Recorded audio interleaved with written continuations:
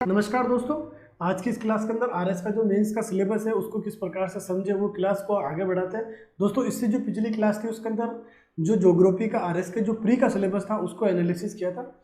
आज की इस क्लास के अंदर जो है ज्योग्राफी का जो मेंस का सिलेबस है उसको हम एनालिसिस करेंगे और साथ साथ में ये भी बताता चलूँगा कि ये टॉपिक आपके प्रीलिम्स में है या फिर मेन्स में, ताकि आप जो है वो आपको पता चल सके कि भाई आपका कौन सा टॉपिक सेपरेट है, इंटीग्रेटेड टॉपिक कौन सा जो प्री में भी है और आपके मेंस में भी है, ताकि आप उस टॉपिक को अच्छे से तैयार कर सको।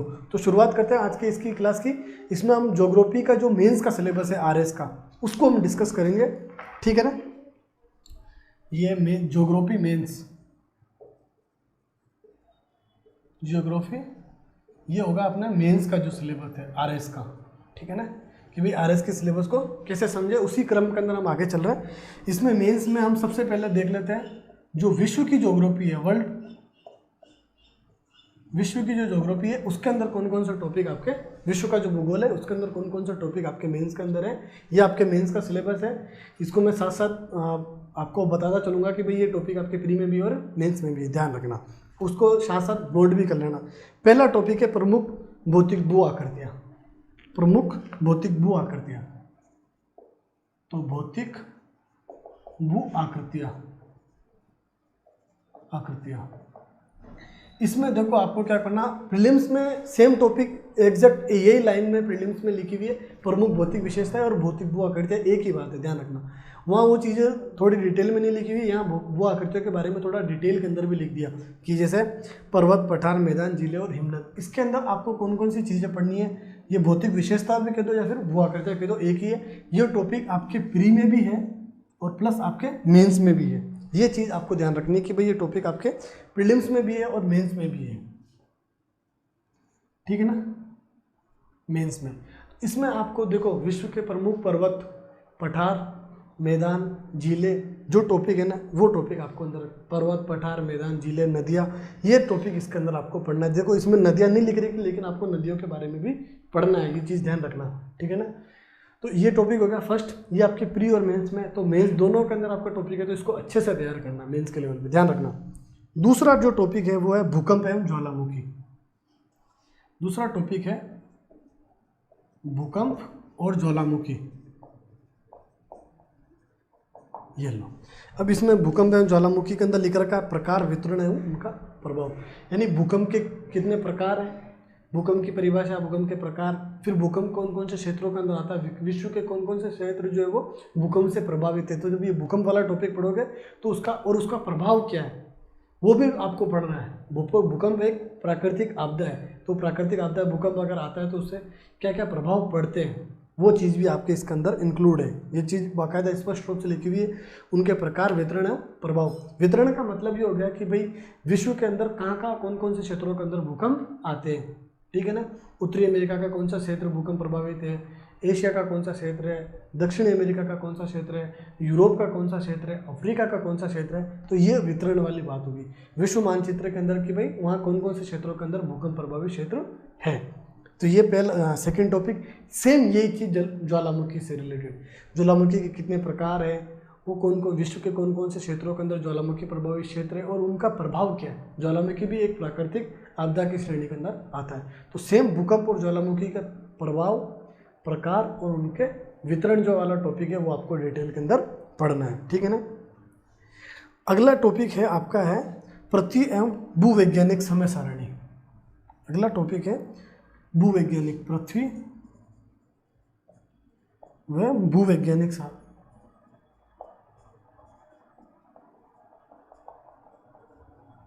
ये समय सारणी, ये आपके लिए बहुत इंपॉर्टेंट टॉपिक है। इससे 2016 में भी क्वेश्चन पूछा गया था, अक्सर इससे जो है वो आरएस मेंस के अंदर क्वेश्चन पूछा। 2016 में तो बाकायदा पूरी जो समय सारणी है ना, जो उस समय सारणी का 10 नंबर का क्वेश्चन आया था। अभी समय सारणी के अंदर देखो बेसिकली आपको ये जो पैलियोजोइक, प्री कैम्बियन और कैम्बियन काल, जो जितनी भी जो समय है ना, पैलियोजोइक, मेसोजोइक, सिनोजोइक, ये जो काल है उन काल के बारे में आपको डिटेल के अंदर पढ़ना है कि इस काल की क्या क्या विशेषताएं है, पर्वत, पठार में मतलब पर्वत कौन कौन से बन गए थे, तो वो समय सारणी आपको इसके अंदर डिटेल के अंदर पढ़नी है। और ये इंपॉर्टेंट टॉपिक है आपका, जितने भी जो काल हुए ना, पैलियोजोइक, मेसोजोइक, सिनोजोइक, फिर उनके अलग अलग जो काल आते हैं उन काल के बारे में आपको डिटेल के अंदर पढ़ना, और ये एक इंपॉर्टेंट टॉपिक भी है आपके, ध्यान रखना। और ये केवल आपके मेंस के अंदर है, केवल मेंस के अंदर, ठीक है ना। ये टॉपिक भी आपके केवल मेंस के अंदर है, प्रीलिम्स के अंदर नहीं है, ध्यान रखना। तो जब ज्योग्राफी आपको मैंने जो फर्स्ट वीडियो उसमें बताया था किस प्रकार से आपको हिस्ट्री पॉलिटी ज्योग्राफी की इंटीग्रेटेड तैयारी करनी है सिलेबस की प्री और मेंस के लेवल पे। तो जब आप पहले कॉमन टॉपिक पढ़ लो, फिर ओनली प्री के ओनली मेंस वाले जो अलग अलग टॉपिक है वो भी आपको साथ साथ पढ़ते हुए चलना है। लेकिन मेंस के जो टॉपिक है वो मैं थोड़ा क्लियर करना पड़ता है ना कि सिलेबस के अंदर ये टॉपिक आपके प्रीलिम्स में ज्वालामुखी उनको आपको पढ़ना है जरूरत ही नहीं, क्योंकि आपका टॉपिक है ही नहीं सिलेबस के अंदर। ये समय सारणी आपके प्रीलिम्स के अंदर नहीं है, मेंस के अंदर है, ठीक है ना।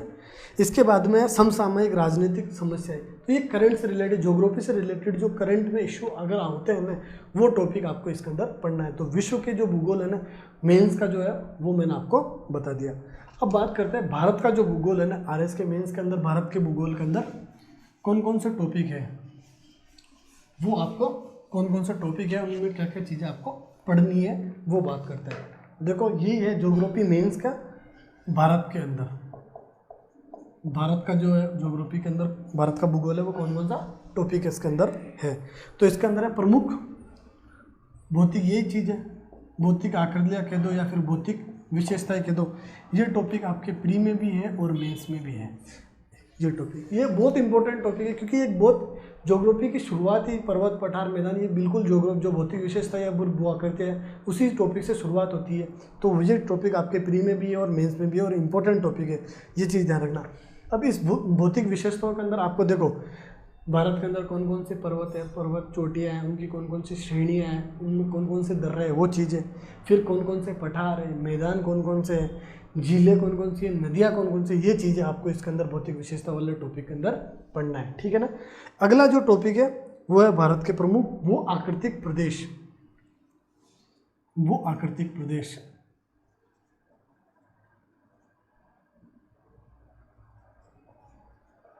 भू आकृतिक प्रदेश, अब ये भारत के भौतिक विभाजन से रिलेटेड टॉपिक है। भारत के प्रमुख भू आकृतिक प्रदेश कह दो या फिर भारत का जो भौतिक विभाजन है, हिमालय एक क्षेत्र हो गया, केंद्रीय उच्च भूमि हो गया, दक्कन ट्रैप हो गया, फिर दक्षिणी पर्वतीय पठार हो गया, पूर्वी पठारी क्षेत्र हो गया। तो जो भारत के जो प्रमुख भू आकृतिक प्रदेश है ना उनके बारे में आपको पढ़ना है, ठीक है ना, ये चीज़ ध्यान रखना। अगला टॉपिक है, ये आपके प्री और मेंस दोनों के अंदर भी है, ये भी आपके प्री और मेंस दोनों के अंदर है। अगला टॉपिक है जलवायु। जलवायु इसके अंदर देखो मानसून की उत्पत्ति, ऋतुओं के अनुसार जलवायु दशाएं, वर्षा का वितरण है, जलवायु प्रदेश।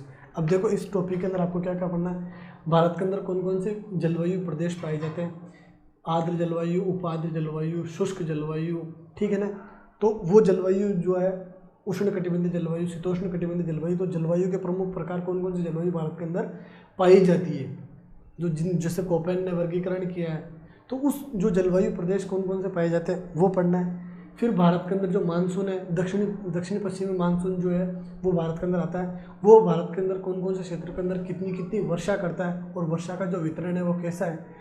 दक्षिणी जो पर्वतीय क्षेत्र जैसे केरल और वहाँ सर्वाधिक होता है, जो उत्तरी पूर्वी वाला जो रीजन है असम मेघालय वहाँ सर्वाधिक वर्षा होती है, राजस्थान में वर्षा कम होती है। तो जो मानसून है ना उसका किस प्रकार से वितरण, जो मानसून की शाखाएँ कौन कौन सी, बंगाल की खाड़ी की, अरब सागर वाली शाखाएँ, तो वो मानसून वाला टॉपिक आपको पूरा डिटेल के अंदर इसके अंदर पढ़ना। ये आपके लिखा हुआ भी है बाकायदा, मानसून की उत्पत्ति, मानसून का वितरण, वर्षा का वितरण, ये हो गया।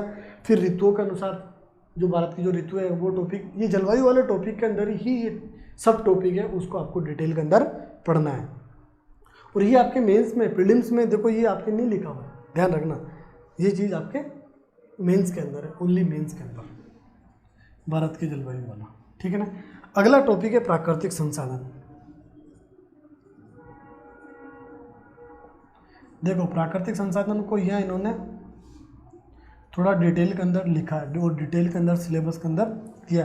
प्राकृतिक संसाधन ये आपके प्री और मेंस दोनों के अंदर है, प्री और मेंस दोनों के अंदर है, ये चीज़ ध्यान रखना, ठीक है ना। प्राकृतिक संसाधन में क्या आता है, आपने पिछला वीडियो अगर देखा होगा प्रीलिम्स का सिलेबस का ज्योग्राफी का, तो उसमें मैंने बताया था कि इसके अंदर देखो जल, वन एवं मृदा संसाधन, यानी भारत की प्रमुख नदियाँ, जल संरक्षण की कौन कौन सी विधियाँ वो भी पढ़ना है, और भारत की प्रमुख नदियाँ, उत्तर भारत की नदियाँ, दक्षिण भारत की नदियाँ, पूर्व भारत की नदियाँ, वो नदियाँ आपको पूरी पढ़नी है। फिर भारत के अंदर वनों के कौन कौन से प्रकार है, वन एवं वनस्पति जो है ना, वो टॉपिक भी इसके अंदर है, वो भी आपको पढ़ना है। इसके अलावा मृदा संसाधन है, मृदा संसाधन में भारत के अंदर कौन कौन सी मृदा के प्रकार पाए जाते हैं, वो आपको इसके अंदर पढ़ना है कि मृदा कौन कौन से प्रकार भारत के अंदर है और वो कौन कौन से क्षेत्रों के अंदर पाई जाती है, वो चीज़ इसके अंदर। फिर दूसरा आता है शैल एवं खनिज। अब खनिज ये भी प्राकृतिक संसाधन है। अब खनिज के अंदर भारत के अंदर कहाँ कहाँ लोहा का मिलता है, कहाँ तांबा मिलता है, कहाँ अपरक मिलता है, कहाँ जो है वो मैग्नीज मिलता है, तो जितने भी खनिज संसाधन है ना वो भारत के कौन कौन से क्षेत्रों के अंदर मिलते हैं उनके बारे में आपको पढ़ना है। तो ये प्राकृतिक संसाधन वाला टॉपिक है जिसके अंदर क और ख 2 पार्ट में डिवाइड कर रखा है। उस टॉपिक को मैंने आपको समझा दिया कि भाई इसके अंदर कौन कौन से टॉपिक है और वो आपको कैसे कैसे पढ़ने हैं, ठीक है ना। तो नदियाँ वाला हो गया, वनस्पति, वनों के कौन कौन से प्रकार हैं, फिर मृदा और मृदा के कौन कौन से प्रकार भारत के अंदर है, वो चीज़ हो गई। फिर खनिज वाला कि भारत के अंदर कौन कौन से खनिज पाए जाते हैं या फिर उपलब्ध है, उनके बारे में आपको पढ़ना है। अगला टॉपिक है जनसंख्या वाला टॉपिक। देखो जनसंख्या वाला जो टॉपिक है ना, ये आपके केवल मेंस में है, ओनली मेंस, ठीक है ना। तो मेंस के अंदर टॉपिक है, इसमें देखो जनसंख्या का वृद्धि, जनसंख्या का वितरण, जनसंख्या घनत्व, लिंगानुपात, साक्षरता, नगरीय जनसंख्या, ग्रामीण जनसंख्या। तो जनसंख्या वाला जब टॉपिक पढ़ोगे ना, ये 12th क्लास की एनसीईआरटी की जो मानव भूगोल वाला एनसीईआरटी है ना, उसके अंदर इसको बहुत अच्छी तरीके से समझा रखा है, ठीक है ना, जनसंख्या वाला टॉपिक को। फिर इसमें करंट के जो आंकड़े, भाई जैसे मान लो कि 2011 के आंकड़े अगर 2021 का सेंसस आ जाता है, फिर उस 21 वाले सेंसस के हिसाब से कि साक्षरता दर कितनी है, पुरुष जनसंख्या, महिला जनसंख्या, लिंगानुपात, घनत्व, जनसंख्या का वितरण कहाँ पर ज़्यादा है, कहाँ पर कम है, वो चीज़ आपको मेंस के लेवल के ऊपर पढ़ना है। थोड़ा एनालिटिक फॉर्म में पढ़ना है, यानी विश्लेषणात्मक रूप में उस चीज़ को पढ़ना। बहुत बार क्वेश्चन पूछ ले जाते हैं कि भाई ये सघन जनसंख्या वाला क्षेत्र क्यों है, ये कम जनसंख्या वाला क्षेत्र क्यों। जैसे राजस्थान का मरुस्थलीय क्षेत्र है, वो कम जनसंख्या घनत्व वाला क्षेत्र है, लेकिन कहीं अगर उद्योग है या फिर जो औद्योगिक जो क्षेत्र होता है वहाँ पर जनसंख्या घनत्व अधिक होता है, क्योंकि वहाँ पर रोजगार मिलने की संभावना ज़्यादा होती है और वहाँ पर शहरों का, आसपास शहरों का विकास भी ज़्यादा होता है, तो वहाँ पर जनसंख्या संकेंद्रण ज़्यादा होता है।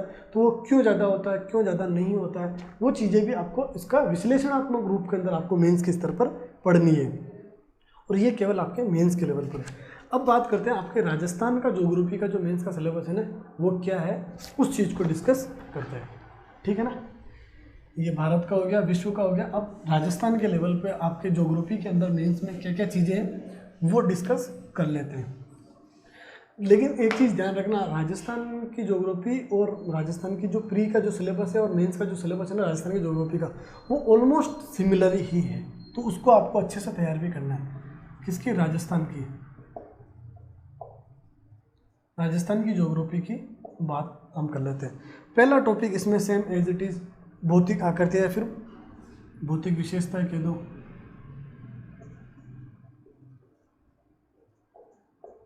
भौतिक आकृतियाँ, ठीक है ना।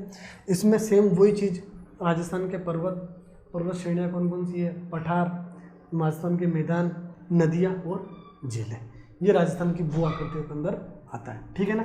ये आपको पूरा डिटेल के अंदर पढ़ना है, क्योंकि ये टॉपिक आपके प्री में भी है प्लस आपके मेंस में भी है, ये चीज़ आपको ध्यान रखनी है। फिर राजस्थान के भू आकृतिक प्रदेश, राजस्थान का जो भौतिक विभाजन है वो देखना है। फिर राजस्थान का भौतिक विभाजन कितने प्रकार से है, भू आकृतिक प्रदेश, राजस्थान के भू आकृतिक प्रदेश इसके अंदर देखना। अब ये प्राकृतिक वनस्पति और जलवायु, ये आपके प्री में भी है और मेंस में भी है, ये भी आपके प्री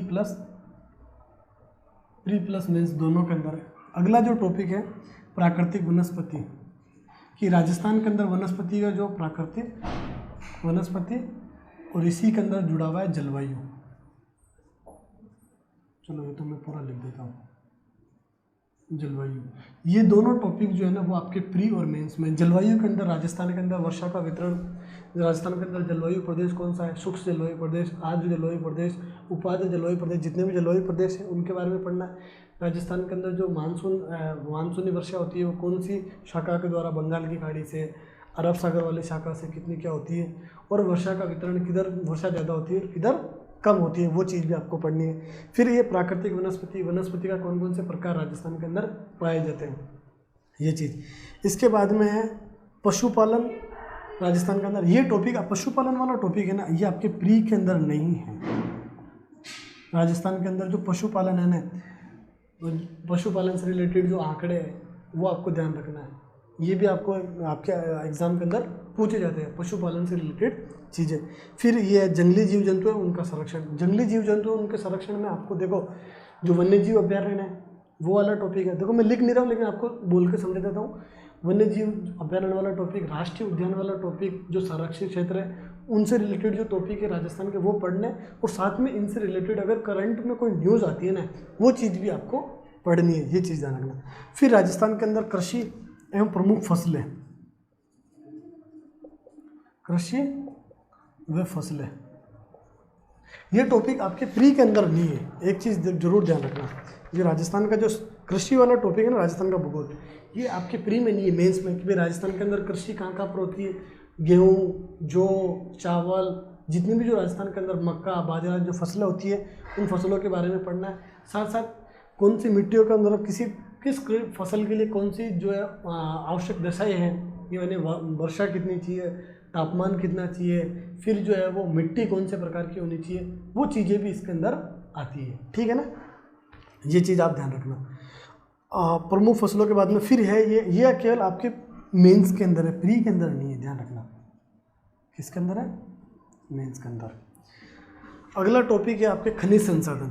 खनिज संसाधन को इन्होंने दो प्रकार से बांटा है। देखो, खनिज संसाधन को धात्विक और अधात्विक खनिज, इसको मैं समझा देता हूँ। खनिज संसाधन, खनिज संसाधन के अंदर धात्विक खनिज कौन कौन से होते हैं? धात्विक खनिज और अधात्विक, जो धातु वाले खनिज होते हैं ना वो, और अधात्विक खनिज, उनके प्रकार कौन कौन से होते हैं, उनका वितरण क्या, राजस्थान के कौन कौन से क्षेत्र के अंदर धात्विक खनिज मिलते हैं, कौन कौन से क्षेत्र के अंदर राजस्थान के अंदर अधात्विक खनिज मिलते हैं, और उनका औद्योगिक उपयोग क्या है, ये भी आपको पढ़ना है। ध्यान रखना, ये बहुत इंपॉर्टेंट टॉपिक है। ये आपके प्रीलिम्स में भी है और आपके मेंस में भी, यानी प्री और मेंस दोनों के अंदर है। तो ये मोस्ट जो टॉपिक जिस सब्जेक्ट का प्री और मेंस में, इसका मतलब उसको अच्छे से तैयार करना, एग्जाम से उससे क्वेश्चन बनने की संभावना बहुत ज़्यादा रहती है, ये चीज़ ज़रूर ध्यान रखना। तो ये कौन कौन से प्रकार है, कहाँ कहाँ पर राजस्थान के अंदर धात्विक खनिज मिलते हैं, कहाँ कहाँ पर राजस्थान के अधात्विक खनिज मिलते हैं। तो खनिज संसाधन वाला टॉपिक जब आप पढ़ोगे तो वो चीज़ आप पूरा टॉपिक आपको डिटेल के अंदर पढ़ना है। अगला टॉपिक है ऊर्जा संसाधन। ऊर्जा संसाधन ये टॉपिक है आपका, ऊर्जा संसाधन। ये जो टॉपिक है ना, ये केवल आपके मेंस के अंदर है, प्री के अंदर, राजस्थान के प्री के अंदर जो है वो ऊर्जा संसाधन वाला टॉपिक नहीं है। एक चीज़ है, ये प्री का जो सिलेबस है इसके अंदर ऊर्जा संसाधन वाला टॉपिक नहीं है, केवल मेंस में। तो ऊर्जा के दो प्रकार है, परंपरागत और गैर परंपरागत। जो ऊर्जा के स्रोत है उस टॉपिक को आपको पढ़ना है। परंपरागत स्रोत जैसे कोयला हो गया, वो हो गया। गैर परंपरागत में जैसे जल विद्युत परियोजनाएं, सौर ऊर्जा हो गई, जो सोलर पैनल लगा के संचित करते हैं, पवन ऊर्जा हो गई, वो गैर परंपरागत। तो गैर परंपरागत स्रोत, तो ऊर्जा के जो प्रमुख स्रोत कौन कौन से, उनके बारे में आपको पढ़ना है, ध्यान रखना।